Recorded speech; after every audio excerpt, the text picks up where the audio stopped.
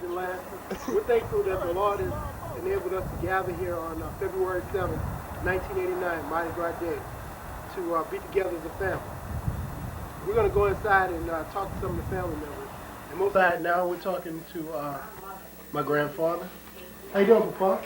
Pretty good, sir. How are you? I'm doing fine. You're not using paper plates? I just like to know some things that maybe you've told us before that we really haven't had a chance to share with the rest of the family. Like for instance, where and when you were born. When I was born, Yes, sir. Washington and Thomas. On Washington. Oh, in Washington, in New Orleans. Okay, and your mother and father? Well, my daddy came from somewhere in Mississippi. I don't know where. Macomb. Yeah, Macomb. My mother's from here. Okay. And how did you meet my grandmother? How I met your grandma? Yes, sir. I was pretty funny conditions. Okay. I met your grandmother the first time I saw her. I went to your Uncle George's house where she was living to rehearsal for George's marriage to Isabel. Mm-hmm. That was the first time. The second time I went there, we had to have those flowers put on the bell for the wedding.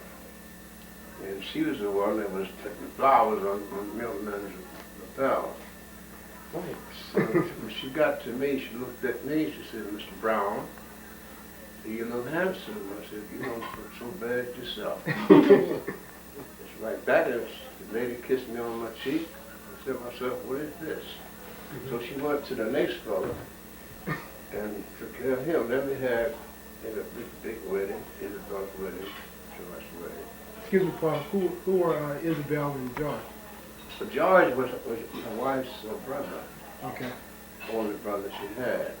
Isabel was his wife, the one he met, the girl he married. Okay. His wife. Okay. And they lived right there on Allen Street between Law and Hope. But anyhow, I went to the reception, and we were dancing, and everybody was having fun. And I was dancing up a breeze because I love to dance. I still do. And all of a sudden, it was sort of mysterious. I turned the girl around, looked around, there was Maria sitting down holding Alfred. They used to call her. So I told the girl, goodbye, go somewhere, go sit down, anything, let's go. Let's do it. Uh-huh. And I would ask Maria what she wanted to dance. She said, I don't have nobody to hold the bed. I said, so what? Let her hold the bed. I didn't know about this. So anyhow, we danced. Uh-huh. And I had to go way uptown where I was living out of town. I said, I got to go. I want to go back. I said, I ain't going back. I said, I got to go to work this morning. Because I want to raise so much hell. I went to a house. He told me I had to bring her back to the wedding reception. So I went back to the wedding reception, my crazy son. I brings her back home, but Daddy wants me to take a big pistol like that. I ain't gonna carry a pistol in my life because I was supposed to be going to prepare for the town. It was mysterious. Anyhow, my mother woke up and saw a pistol on her mouthpiece. She don't have mouthpieces no more. Mama raised all kind of hell with me. So I said, well, Mama, I'm gonna bring it back. Brought it back. And still didn't think nothing of it. And well, as time went on, she looked so much like George. They both looked the same. My grandmother and her brother, George. She was crazy about him. Then I told George, I said, man, this thing is getting to be serious. He said, what's the matter? I said, your sister, man, look like I'm falling in love. And he said, not you. He said, you know, I used to clown like I do now. He said, Brown, you can't be serious enough. I said, man, I don't know. And one thing is another, the situation got any better. See, I couldn't stay away from her. I passed by her house when I get off of work. And the situation began to get worse and worse and worse. So, I don't know, it got me some Marduk papers and married her. And that's the gist of that. Well, how did the marriage go? Was Mama surprised? She was surprised because she didn't even know she was getting married. Can you buy that? No, sir. Tell me. Well, when the preacher got ready to marry us, your grandma thought it was a friend. Go by name of Willie Lee. That was getting married. So my grandmother thought that one of her friends was getting married. And the man, the preacher announced Soria, she actually jumped out of her skin. She never said nothing. She was a smart woman. She never said nothing. She sat down and looked.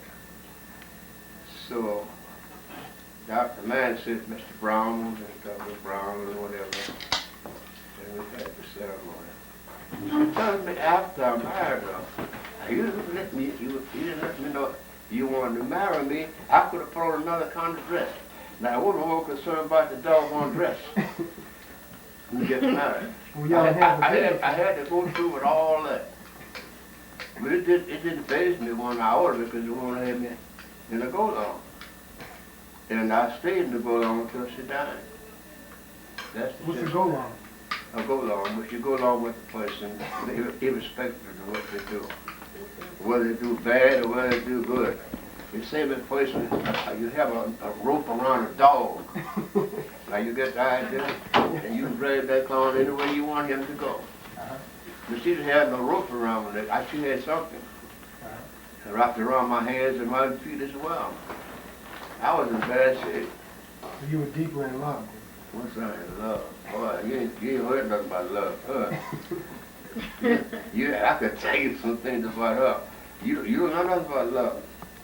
I was saying a while ago, this is a fact.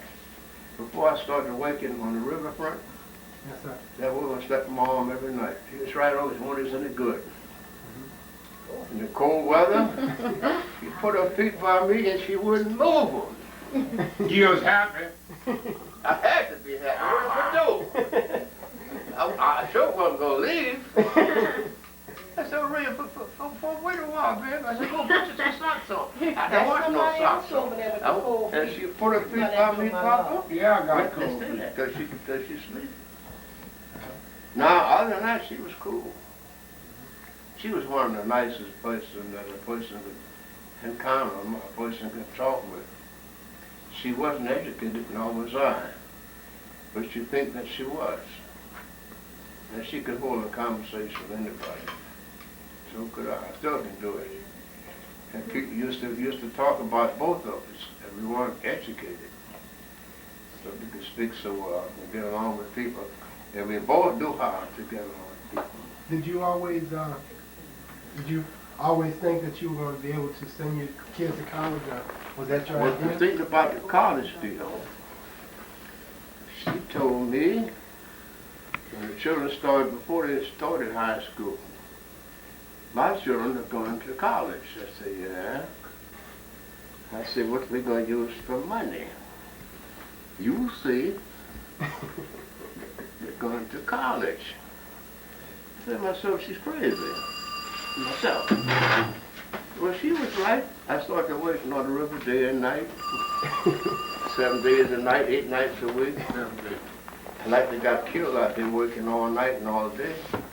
She got her children to go to college. Now me, I figured after the child finished high school, he or she could send herself or himself to college. She told me no. You ain't like that. You gonna send my children. But what year was that when your children first started going to college? Huh? What year was that when your children first... Well, let me see. Distinctly, I came across that was the first. It must have been in the 40s because Uncle Sam was started. I don't know. I was still in high school when he was out of college. I'm just saying, it wasn't a norm for the kids to go to college then, was it? I mean, because, your friends' children, they weren't... I'm not talking, but we talking about mine. And what about going to college? I'm saying that wasn't normal. No, for kids. it wasn't normal for me. But I'm saying, my grandmother had the foresight to know that. But you had a lot of people in the same condition that we were in. So you were poor? Huh? You were poor? Poor? Man, we were so poor, I only had one pair of pants. Nothing looked like a suit. And she had one dress. That's the thing. But none of the kids, they were without clothes, they weren't hungry. We always had a house to live in, and everything was on fine. But the best part about it, there was no complaints between her and I about the condition that we were in. I have reference to this. She never told me once that she was sorry that she married me. Yeah. Not once. That's incredible. And she never would complain in regards to what condition that we would be in. She would never complain about it. She always tried to help me the best she could. I tried to help her the best I could. There were money concerned, there wasn't no big deal. If I had a few nickels, I'd give it to her. Oh, what I used to give. And I told her if I get a hold enough money, if she wanted me to buy something or buy the kids something, I said, you're going to get it as soon as possible. I always had about 2 or 3 of them needed shoes. Or the girl needed something. And she come tell me what she needed. I said, so somehow or another I get the money together, give it to her, and she goes get the kids what they wanted. I had a break though in one instance because she could sew. She was a very good seamstress. She made houses in the clothes. You think she was good? She made him a suit? A suit, yes. And do not overcome. And if my sight had went bad, she'd have did more than that. She didn't only believe in helping herself and the family. She helped anybody else that she could. She was a woman I had met a lot of women in my young days prior to meeting her, but I had never met nobody like her. Never. She was so much different. Very quiet person. Was it your idea to have foster children? Was my idea? Yes, sir. Do I look like I'm crazy? The woman told me, she said, all my kids is grown. All I'm going is to Elizabeth. I said, baby, that's fine. So she liked the club she organized. She liked to go to meetings. She liked to go out shopping. She liked to go visiting. I said, now your hands is not tired. You're at liberty to go where you want to go. I don't want that. I said, what do you want? I want foster children. I said, you're off your rocker. You will see. I didn't want her to get the things. She got them anyhow. Said 3 of them one time. One guy was a big youngster. It was Herman, wasn't it, before? No, Herbert Jackson. No, Herman was the place for us. And she had Deborah and her brother. Herman What's her was name? tall and skinny. But this You remember them, don't you, Terry? This guy, I'm talking about her, but he had a brother and a sister. Now, I remember that distinctly because we made some bread pudding one day. I was home. I don't know if I had no wake or what, but anyhow, I was home. And she gave this boy a piece of bread pudding, a big hunk of bread pudding. The man went and got 2 slices of bread and put the pudding between the slices of bread. I didn't look at it. I mean, I looked at it, but I didn't believe it. I said, man, you eat that? Yes, I am. Then she ain't saying a word. Now, he had a brother. He would steal the eyes off anybody to give him a chance. Man, I used to save super dimes during that time. I couldn't save dollars right away. I used to like to save something. I saved the silver dimes, and I get a certain amount of them and put them in the bank. He got a hold of them. He's at the corner on it doing something. And somebody told the boy to drive a whole lot of dimes in the house. So he came back home with the dimes. He said, son, where you got the dimes? Oh, I found them. I said, yeah. He said, where did you find them? You told us I couldn't lie. I said, man, you told me I was going to take my stuff and get them. I'm like, hey, you remember I told you you or Jeffrey one day, jokingly, and I cut your head off, threw it in your face? Yes, I remember. That's what I'm going to do you. Well, then she started stealing. The girl started stealing. True, I So remember I that. told Marie, I said, look, why don't you get many of them people? So she wasn't paying no attention to me. She still believed she had to be bound to children. Well, I couldn't do nothing about it. I couldn't hurt her feelings. Would you come home some days and find strange children, or feeding children? Did I come home and find what? Would you come home and find my grandmother feeding children? Oh, that was common. What would she do? You talking about what I told you about the kitchen next block? Yes, sir. Well, I came home that day off the river. See, working on the river, you don't have no real job. You go in the morning and to look at the foreman's face, and he'll tell you whether he has work for you or not. Yes, sir. So which do you go look at another foreman and see if he has no work that's called hustling. And you couldn't get no job. You kept home. Other guys used to go to the bar rooms. I didn't drink no liquor. I'm like, no, so I come home. You know.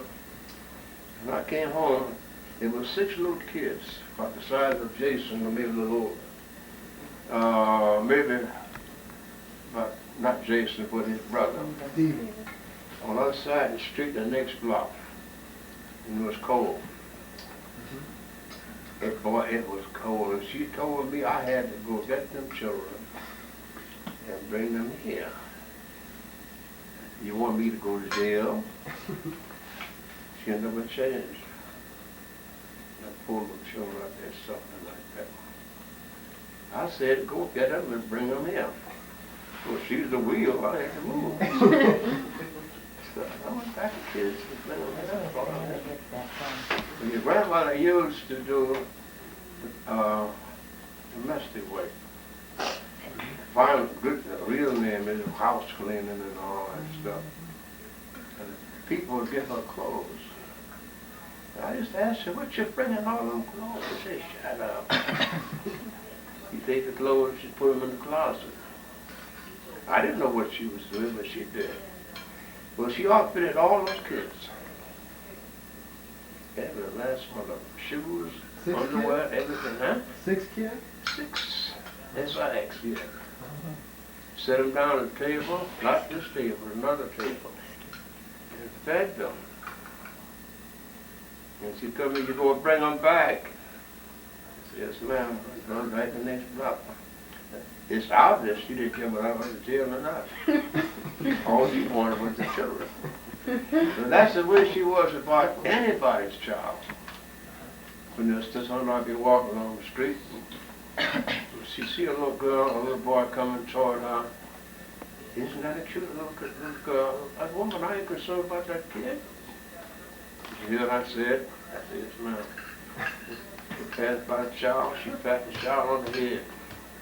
That's, I ain't gonna go to jail now, I'm telling you. You're crazy. That's a cute little baby. I said, yes, ma'am. Well, it sounds foolish, but the woman was absolutely crazy about children. See, not just children, anybody. If she could help somebody, she would do it. She was on her bed, feeling they're gone. The one come to her and asked her to borrow $100. And she told me, give it to her. I looked at her. I said, give it to her. What's she gonna do? She will. And if she was a person, I'll tell you, a boy, I don't know, it's kind of hard to explain it. She was quiet, very nice disposition. She was a good conversationalist. But please, don't make no hand. The woman told me one day, you remember years ago when Jackie Robinson, if you follow sports, Yes, sir. they began playing with the Brooklyn Dodgers. And Stanley used to always tell me about how much he liked the Dodgers. Well, he was living here then. And I used to never liked the Dodgers. He made a mistake and mentioned the word Jackie Robinson. And she found out Jackie Robinson was a Negro. Well, I used to tease Stanley and tell him about Dodgers and all that stuff. The woman told me, I'll put your son so you know what to use up in language. I'll put your sweatshirts out of here. So I looked at her. I said, baby, wait a while. I believe my name is on the deed. So when I said that, I kind of woke up somewhat. And she started laughing. I didn't say no more about Jack Robinson after that. Now she didn't know the first thing about baseball. Not the first. She didn't know about a picture, a slide, or what, no nothing. Why did you do that? Because you would Because tease his Jackie, family? no, because Jackie Robinson was a Negro. Oh, okay, because he's black. And well, she liked her people. Uh-huh. You see, I was talking bad about Negro. She didn't care if I was a husband or not. Don't you talk about no Negroes around me. Papa, could we backtrack a little bit? Could you tell me about how you and Mama got involved with St. John Divine when you joined? Well, St. John Divine is something different. Different, it's kind of short. You see what happened? When I met your grandmother, I was a slave. You know what I mean? Be out the street and have fun. I used to love that. Okay. And when I met your grandmother and I married her, I continued the same thing. So she told me one day, she didn't make no noise about me going out having a good time. She told me this: I think you ought to go to church. I said, okay. So I went to St. John. And they had what is known as reverend day at the Mona's bench. You sit on the front. And some guy was praying for me and all that stuff. I was sitting up there shivering. I didn't know whether to run or whether to stay.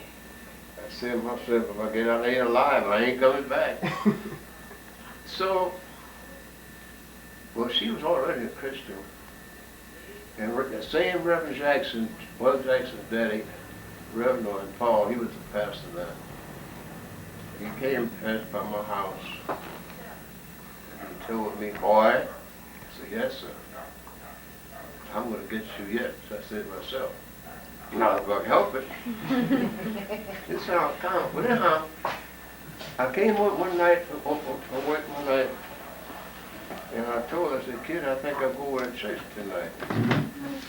You going without me asking to go? I said, yeah. I went to church. Well, Rev wasn't there. He had another man, the preacher. I forgot the man's name. I remember some part of his sermon. I stand you do knocking. You let me come in and suck and shoe on you. Some boy you sins away. Well, something happened to me, son. I don't know what it was. Something hit me. And I couldn't hardly sit down till the man finished the sermon. I didn't want to jump up in the process of the sermon. I had that much sense. But I had the jitters, so to speak, and I couldn't keep still. And the man finally wanted me to go to church. I like the flu up there. Anyhow, I came back home and I told her, you mean to tell me you went to church and I didn't? No, she read. No, I'm trying to say. She read. No, she wasn't reading, saying I was wrong. She was exhilarated. She was happy that I went to the church. I got baptized. And that was 56. I don't know, 53 years I've been at the same place. 53 years? Going on. We've been born. Okay. They made it 52 on December the 13th of last year. And you were a deacon at St. John's, and Mama was a deacon. I was a deacon almost as soon as my head got dry. Now the man, Ralph asked me one Sunday, Brother Brown, I said, yes, sir. Well, are you married? So I asked him, what's the sort of thing you going to do whether I'm married or not? I didn't know what was going on. So I came home and I told her, she said, don't you know what's happening? I said, no, dear. And he wanted to make you a deacon. What is the deacon? I didn't know. Sure enough, he put me on the deacon board. And not bragging on myself, I think I did pretty good. I said, well, I was in the choir for many years. I was secretary for 17 years. And I gave it up after people died. I didn't want it in front. But you see, God is good, and God knows what he's doing, and we don't. What I mean by it is this. think I was getting about $30 a month. That $30 came in handy. But stupid me didn't know no better. See, the good Lord did that. And as I said, I didn't want the job, but the good Lord, if it's nothing, wanted me to have it, so I had it. So when we both died, I gave it up. What did Mama do in the church? Mama was a deaconess. She teach Sunday school? She used to teach Sunday school. I used to teach Sunday school too when I could. And now you're talking about a person knowing how to pray. You never heard of her. Had you heard her pray? Yes, sir. You heard her pray? Yes, sir. But she was something else. She was serious. Like she wasn't about anything else.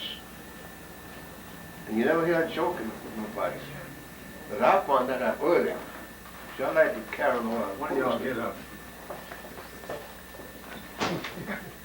Man, what's wrong? What's that standing up there, chair? What is that standing? We're going to call it exterminator. Don't worry about that. You don't know about that. I made a mistake one day, Yes, sir. and I threw a roach on her. I said, bang. And that woman actually died. Well, her daddy was living. The boy, don't you do that no more. I said, no, sir, I sure will not. She got so scared, she started shivering and shaking. Well, I found out that she wasn't the type of person to joke with. And she never joked with nobody. That's just that serious she was. But I used to do it a lot of times when I don't joke. You think the kids are mine, and then I my grandchildren. Not her. Well, how important was it to my grandmother that her children know God the way she knew it? Run it by me again? How important was it to Mama that her children and grandchildren come to Christ the way she had? Well, you see, I would say that the Lord was in the favor of my children to become a Christian in the church. Now, she didn't make them go to church. She asked them. She gave some appointment on that when I went to John 36, he was right behind me. Now, I forgot who followed him, but they all came one by one. And she would be so happy to see them children there when they begin to grow up and be active in church. She liked that. She was happy about that. Anything that they be in. I had a broken foot one year. I think it was a broken foot. I was messed up some kind of way. When Harold was going to graduate from high school, that woman told me I had to go. Now I had to go up steps. I said, how in the name of common sense you want me to go up there? You're going to go. That was her child. That's right. That's right. So, it's hard to explain in depth how she was. You have to be around her. See like how crazy she was about you? yes, sir. Yeah, not just you. He thought he was. He All thought of he, them. thank you, because he thought he was the top dog. All- I told him, all Brian of and Stanley, them. and then Jeffrey and him. All of them. Fixed him up. Stanley. And Jeffrey, she take them to St. John of mine to visit the vacation Bible school. Sure did. Stanley's walking along with a doll in his mouth or something else in his mouth. Jeffrey come along like that, and she's got both of them. I just looked at her and shake my head. That didn't mean nothing. She had a determination that was unparalleled. Nobody ever had one like that. She was determined to do something, she would do it. Now, she wanted her children to come up like her grandchildren in church. That was the gist of that. And she did it. That's why you always took so crazy about her. She was crazy about you all. Well, how did she get along with your mother? My mother? Uh-huh.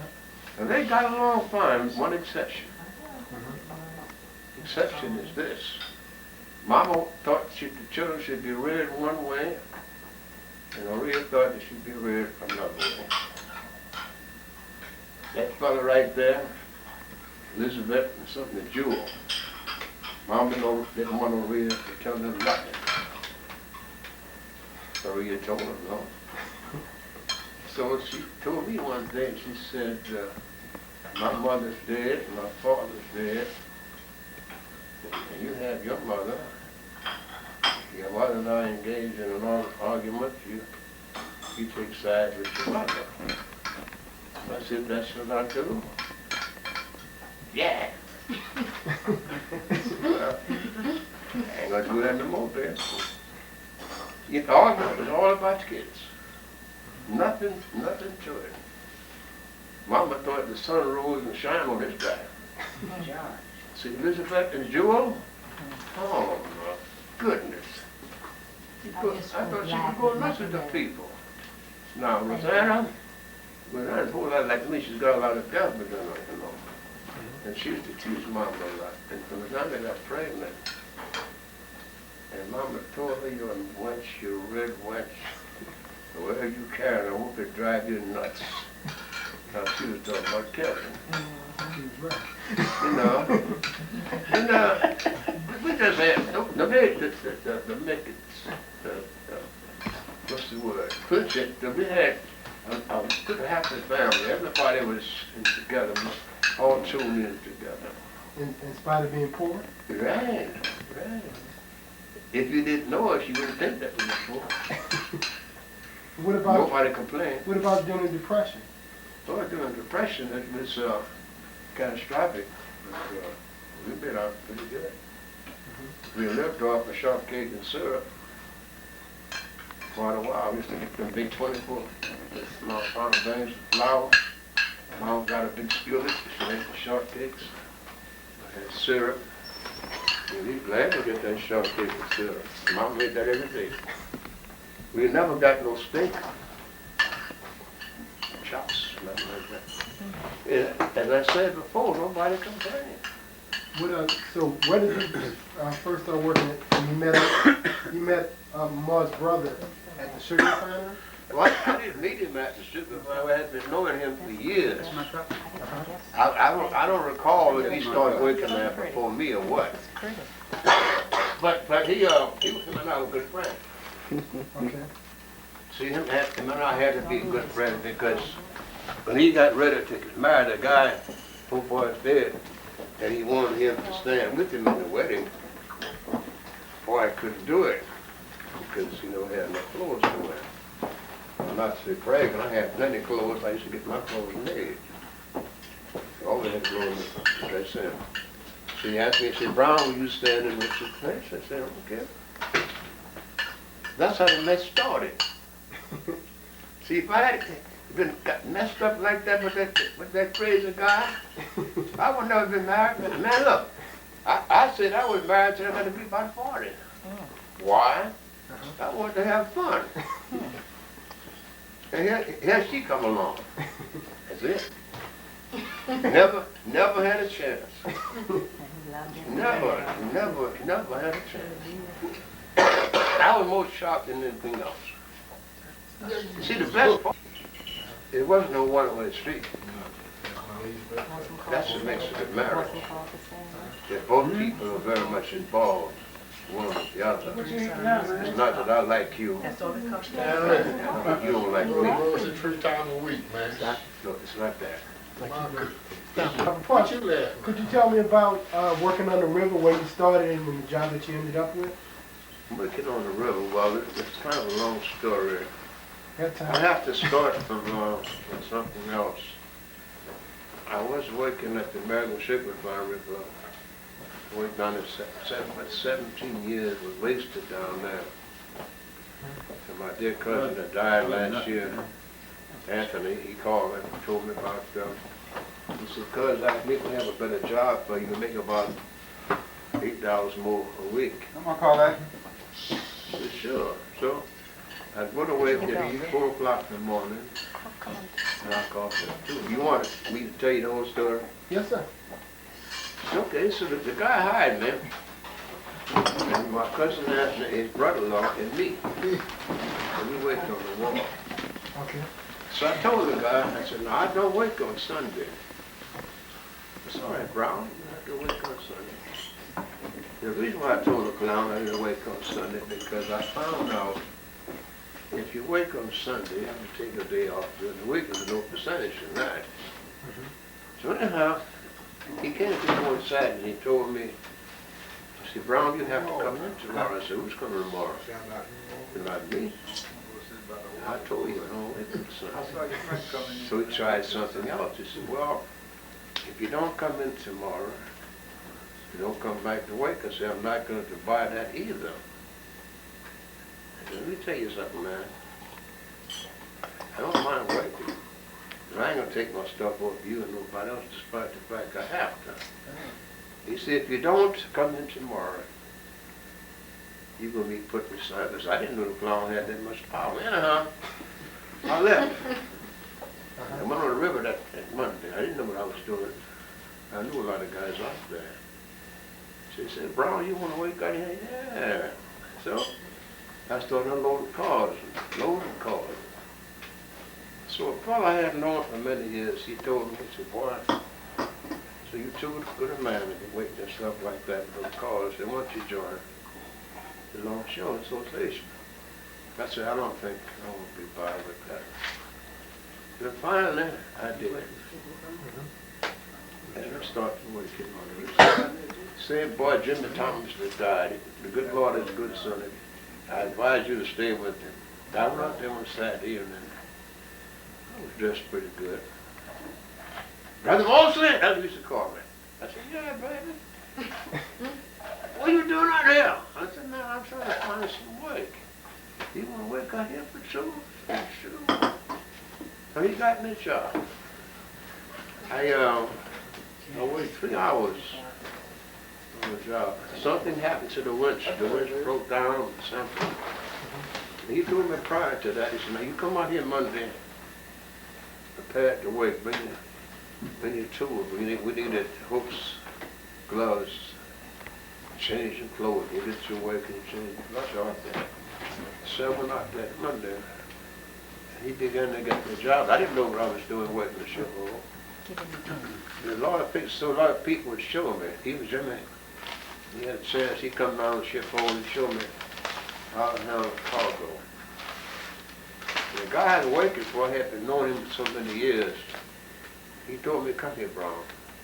Let me show you what they do. He showed me how to handle the cargo on the ship. The Negroes down there looking at him, shaking his head. Stand 6 minutes to say, why is he helping him? You know, I finally learned it. And everything went on fine. So I was always, I'm not bragging now. I've always been a man, if I wanted something, I was taught this from my mother. Ask for it. Either I get it or I don't get it. If I get it, fine. I don't get it, so what? I ain't gonna miss it. So I saw something happen in the gang. The foreman that was my foreman, another foreman, when there was plenty of work available, they would have hired 2 gangs. My foreman would hire 2 gangs, another guy would hire 2 gangs. So I said to myself, this don't make sense. All these good Negroes we have in this gang, they know how to work good, they know how to do this and do that. This clown hired up all the white people. So I met him one morning before we went to work. And I talked to him. I said, Renee? Yeah, Brown. I said, don't you have 2 gangs today? He said, yeah. I said, what about a hook-on job? I had never hooked on in my life before. I got to know that I wanted it. He looked at me. He was stunned. I didn't take my eyes off him like I'm doing you. He said, okay. Well, I got the job. After the rush was over, we went back to one gang. I had to work in the ship hole.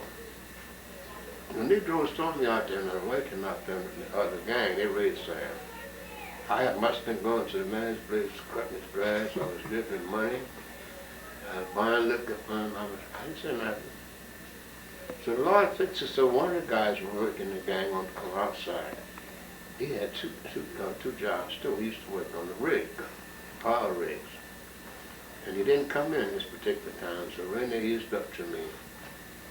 He said, Brian, go outside. You work with Sam. I didn't say nothing right there. That's my get together. And boy, them Negroes thought they carried me off.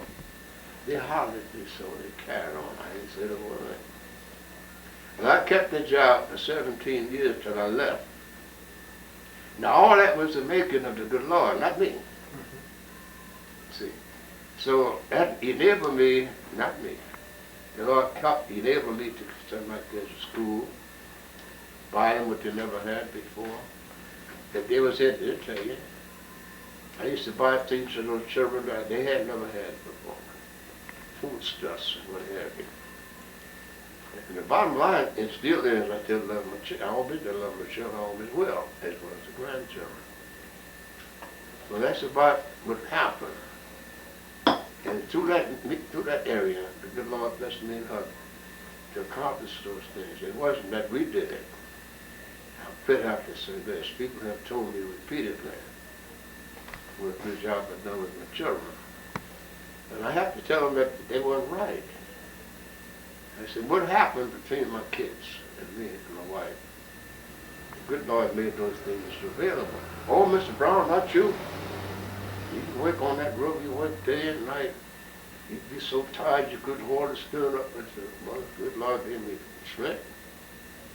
Stand up. To do what I did, I didn't know what else to do. I said, I can't buy what you're saying. Oh, you're right in a way. I'm right in a way. I told him something else I can't tell you. So that's about what happened. And nobody, neither her, for me. You never heard us pat ourselves on the back for what we done for our kids. Now, what we done, we did what we had to do. It's our job. A lot of Negroes wouldn't do that. A lot of men will tell his sons, you get yours like I got mine. That's not it. And when that woman told me she's going to send her children to go to college, I thought she'd lost some mind. I said, what we going to use for money? We ain't going to send now. I said, okay, man. I didn't know it would. And what she said was true. But did you ever gamble or anything like that? Gamble? Gamble or drink? Oh, man, no. Look, let me tell you about gambling. I said this when I was a youngster. You know who I really was. If I'm going to gamble, I'm not going to work. And anybody knew me at that time. I worked every day. Drinking, I never could see no sense in it. Out the street having a good time. The boys be drinking the wine and the whiskey, the beer. The Brown, come on, take a little sip. Man, you will make you feel good. I said, if I gotta feel good with that, I ain't gonna feel good. Let me tell you this about that. I was out there with them guys one Friday after we got paid off. They had a dice game in the back of the dressing room. I think I had got $22, a $20 bill and a $2 bill. Brown, you don't drink.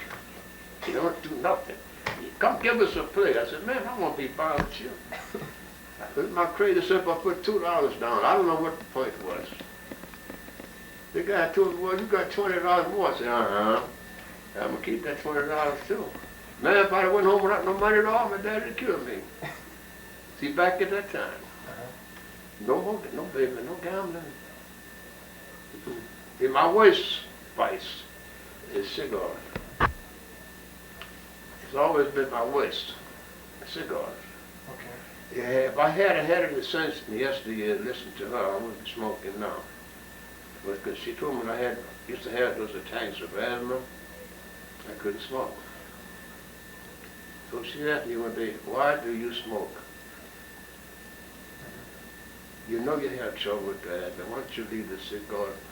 Well, I was young, I thought the woman was trying to boss me. No brains, you see? Brains gone. A minute there, I wish I'd listened to her.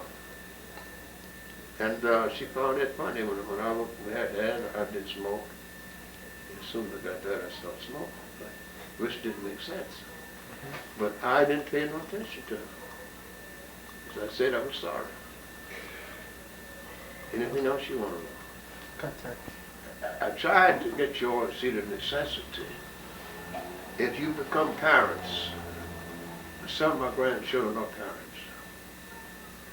You try to rear your children as much as possible, the way I reared mine, or your grandma and I reared mine. You live a clean life. Abstain from liquor, gambling, and what have you, all those different vices. And don't smoke if possible. It didn't do me no good. You can't make your children go to church, but you can ask them to. If your child wants to drink, let him or her drink before his parents. You don't sneak. I told mine the same thing I said. I would backs and do those things. Good for us. Now, I had a little trouble with Harold about that. I told the boy I didn't want him to smoke. I said, I'm sorry I ever started. So I saw him one day, he was walking on Moorman Street. I was on one side of the street, he was on the other. He saw me. He had a cigarette in his mouth. I didn't tell him that. I came home. Now he must have swallowed the cigarette, I guess. So Rita told me, Miss Harold is smoking. I said, yeah. It's okay. So I called him aside and I talked with him. I said, son, I understand you're smoking. Dad, I'm a man. He was about 17 years old. I said, well, son, I said, if you're a man, you're going to have to leave. I told all of you, you're growing up, your mother's the queen, I'm the king, and long as we live, and that's it. All right. And now you ain't going to stay here. I said, well, I'll tell you something else. I'm going to be lenient with you. If you want to smoke, I'm not going to bother you. That was no trouble. Jewel was working. Gwen was working. Stanley was working at his job. I don't know who bought the cigarettes, but he got the cigarettes and he smoked them. Stealing stands. That's what would happen. One more thing when I quit. I had told him, I want you to come in here drunk. Yes, sir. I worked all night that Saturday night, and I came in that Sunday morning. When you told me that boy came in here drunk, I said, I don't like that. I said, I couldn't do it. I said, okay. So I went to him, and I woke him up. Negro's eyes red as fire. I said, I understand you came in here drunk, son. Didn't I tell you I didn't want you to do that? You get out of my face! Well. He's really drunk.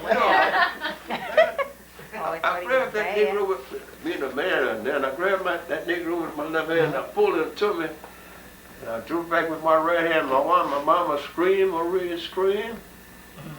Oh, my goodness, I almost went with two of them. So I had to let the Negro on. So I told him I'd talk to you later, son. And he got sober, and him and I talked. I ain't gonna do that no more. I said, I know you ain't. You like to have been mine, son. I said, if it hadn't been for your grandmother and my wife, you'd have been mine. But you see, I couldn't go against two of them. I'd just been a real. See, I'd got him, but my mother. Well, you know, a good many years after that, he went in service. I think it was conscripted. And he wrote me a letter.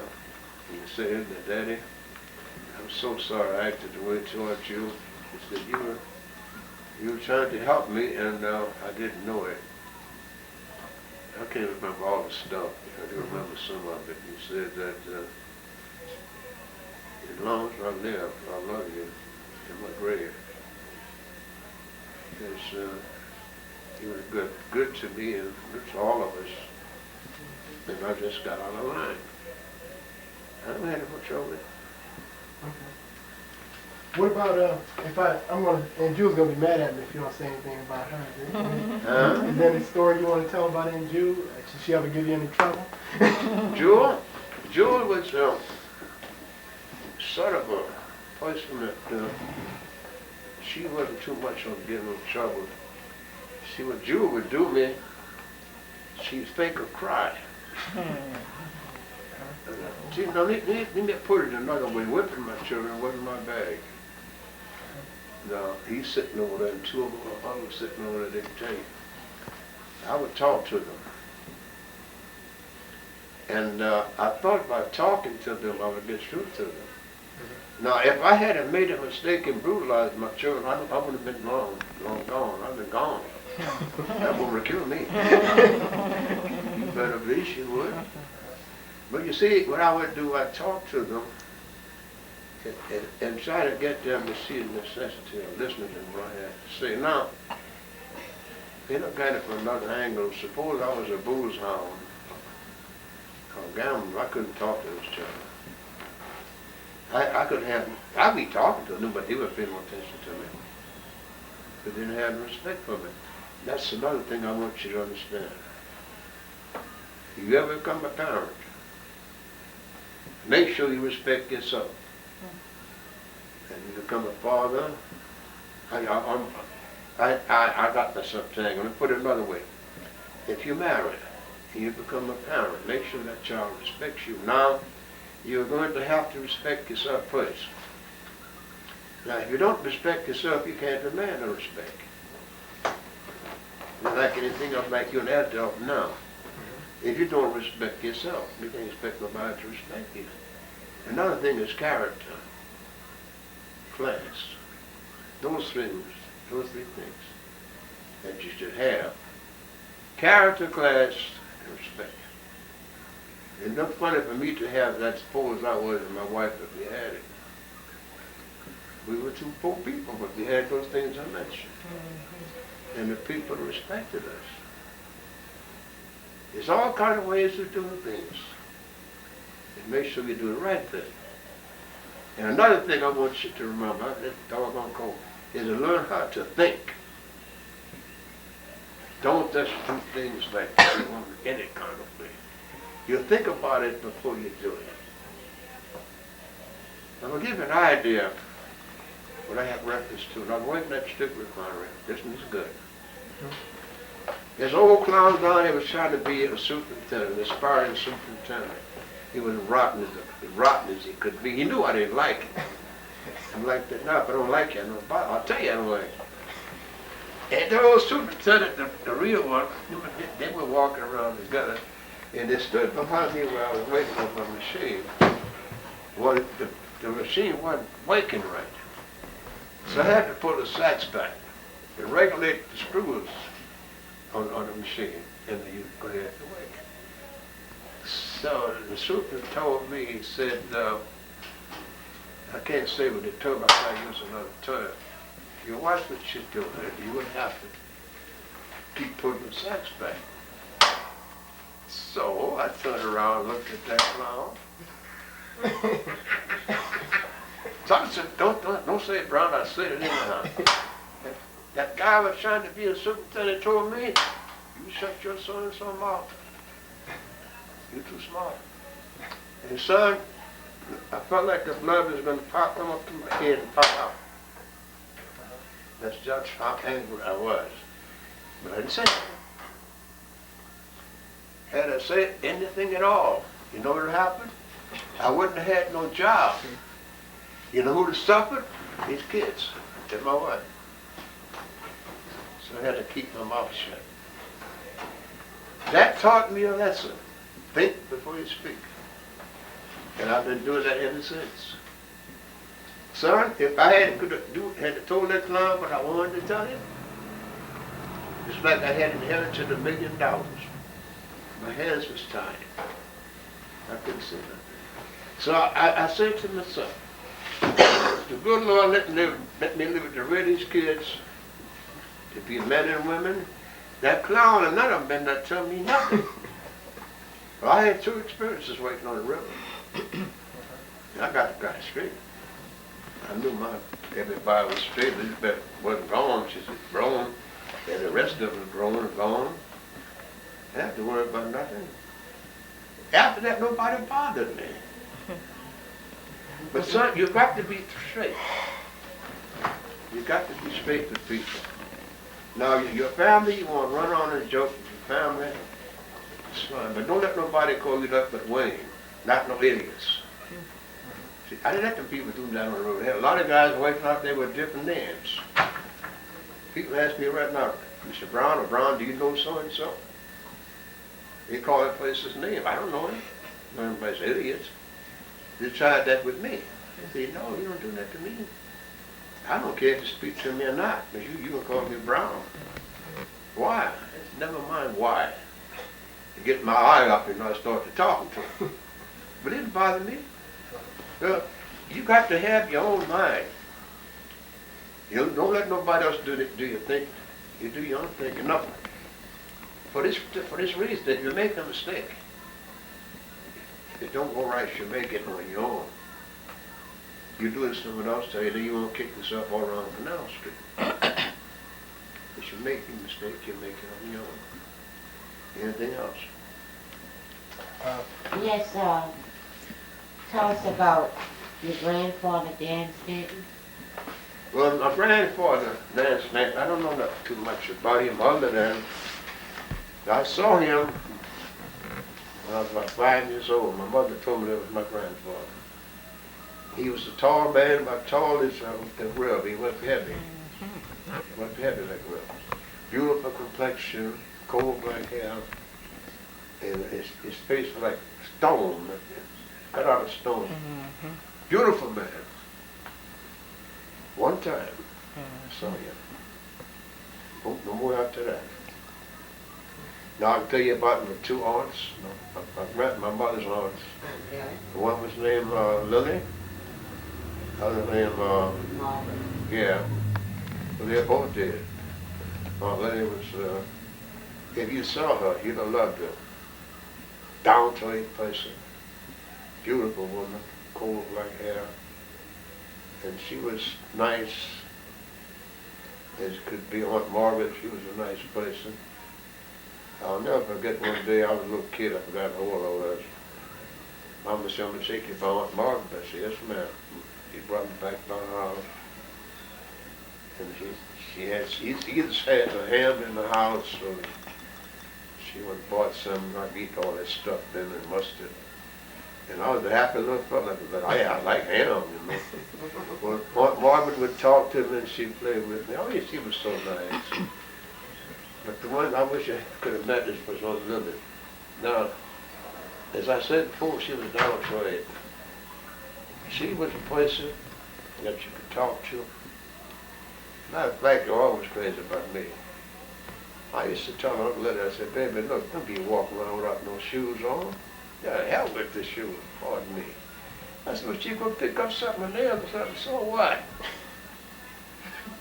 You know, and I thought it was cold, you know. And I didn't walk back with it.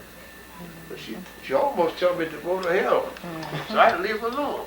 Other than that, she was nice, outspoken. She had, let's see, Anthony, Jerome, Buddy, about 6 kids. Juliet? You know, Juliet? Juliet Rose. Now, talking about Lily, let me tell you this, about the Lord what we and I had on our shoulders. I came in the evening, one evening from work, I was waiting at the sugar sign. Nobody told me your mother called and said, how is she, baby? She ain't doing so good. I said, what you mean? Your daddy had lost his job, he's about to be put out. Your mother wanted to know if her husband, your daddy, can come stay with us. I said, well, what you think about it? He said, it's okay with me. She hadn't said they want to come and they want to come. I don't know, you could rent a house like you want, but so he came. Now, It wasn't too long after that when Lily died. And she left Juliet, two other girls, well, Anthony could take care Rose of and himself. Melody. Yeah, Rose and Millie. Anthony could take care of himself, and Jerome could take care of himself, and then I didn't have to be found with them. So I had that load, we had that load, my aunt's kids. But Juliet, she's old enough to work, she could work and she could help us out. I had one thing, one of them was down, I got angry with her, a Rose. Beautiful, redhead Negro, pretty. Beautiful. Excuse me, Park. So you had all those people at the house, and you were making how much a week at the sugar refinery? $17 a week. You were making $17 a week. $17. And supporting how many people? My kids about had, at that time, I don't know if I had 4 or 5 kids. Your mother and father? My mother and father, Lily's 2 kids, she had about 7. That's 7 people, 7 children. And my wife, 9, my daddy, my mother, it was about 9 people. $17 a week. And the good Lord bless us to live. Y'all weren't hungry? No. Daddy, tell them what your mama told you when Lily died about her children. Oh, but, see, when Mom Lily died, they didn't have no else to go but to me because I was their blood. And Mama told me this: you're going to have to take my nieces and bring them here. Ordinarily, he would ask the question, but she made it mandatory. She told me I had to do it. My wife didn't say nothing. I told you a while back what kind of woman she was. She wouldn't spark at nothing where I'm concerned. Yeah, she could have told me no. Same thing about my daddy. And the irony of the thing, my daddy didn't want me to marry her. Why? Because she had a child, Alfred. So I told my daddy, Daddy, don't think I'm trying to be insulting and disrespect yourself. When you got ready to marry my mother, you married her. I said, now I'm going to marry this girl whether you want it or not. That's it. And he had to come and stay with us. And my wife treated that man like he was a king. She never said nothing. He liked home brew. She used to make the stuff. She didn't drink it. Give it to him. They had bottles parked around the house like firecrackers. So, I started to tell him one day too. I said, Daddy, you saw what you did about that girl? I said, no. I'm not going to say nothing. I'll let the thing go like it is. So anyhow, he got a little nickel job somewhere.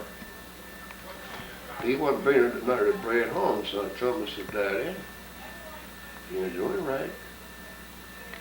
I said, now you're going to bring some of that money home that you get it. He did all right. But I had to ask him, I didn't like that. All right. So her daddy, I didn't know what the man was doing. I was at the house where the man was staying. I took over the house. The man had the house himself. And see, when I got married, I took over the house. She told me, she said, honey, she said, Daddy, you're doing wrong. I said, what happened, baby? So she told me. She told him, I said, you? I discussed what it was. He got out of the car and he left. But it didn't matter because he always had 2 or 3 women of his own. You know, he didn't have no problem. Some woman on Roman Street and went and started living with her. He had another woman who running behind the house. He had someone else. So Maria said, it's okay, let him go. And that was her daddy.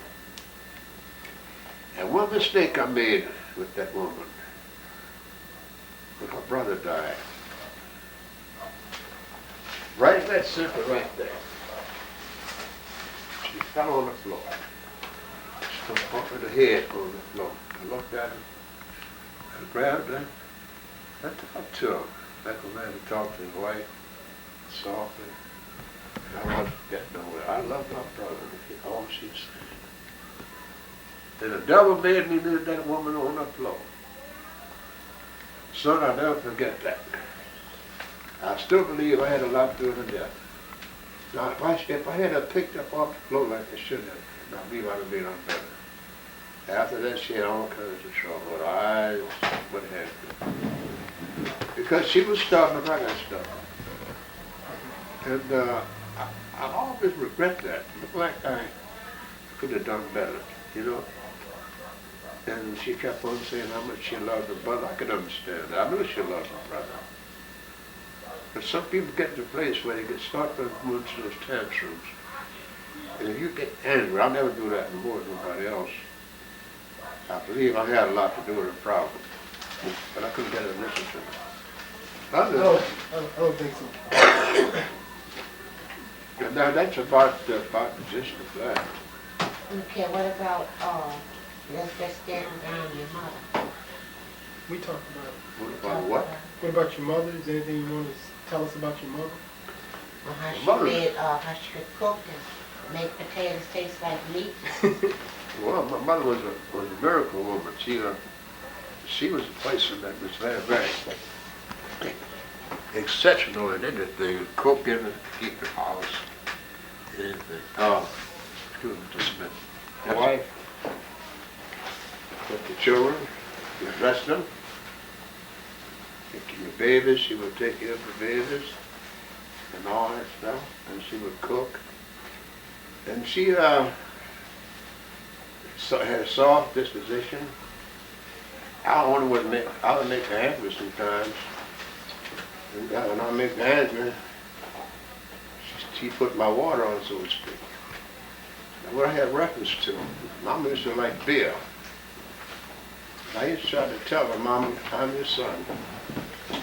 And I don't drink. And she'd tell me, go on, little shit. Who you think you are? Pardon the expression. You won't tell me what to do. I said, Mom, I'm not trying to tell you what to do. I said, it hurts my heart to see you drinking that stuff, and I don't do it. And she'd tell me, you go ahead and forget about it. And then she'd be, and after a while, I go to her, but Mom's around and hug her and kiss her. She'll be happy. Well, she liked the beer, what I'm going to do? Tell that lie you told us that when you told your wife you were going to retire. Battery.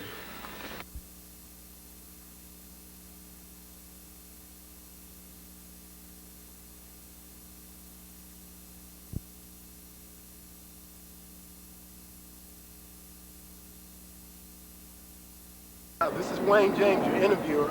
You've just witnessed scenes of my grandfather, whom we all love, talking about people such as my grandmother and the struggles and the joys that they've had raising their family. The kind of selfless sacrifice which he and my grandmother went through so that beneficiaries of their sacrifice like me could do the things that this family has been able to do is very much appreciated by all of those in our family. One thing that was clear from his discussion was that God was on the throne of their marriage, and he made a decision. But we also have to realize that it takes the will of the person to do right or wrong, and he chose to do right. He chose to work for us so we could have better things. My question to posterity and those of us who, the children after, will be, what will you do for your family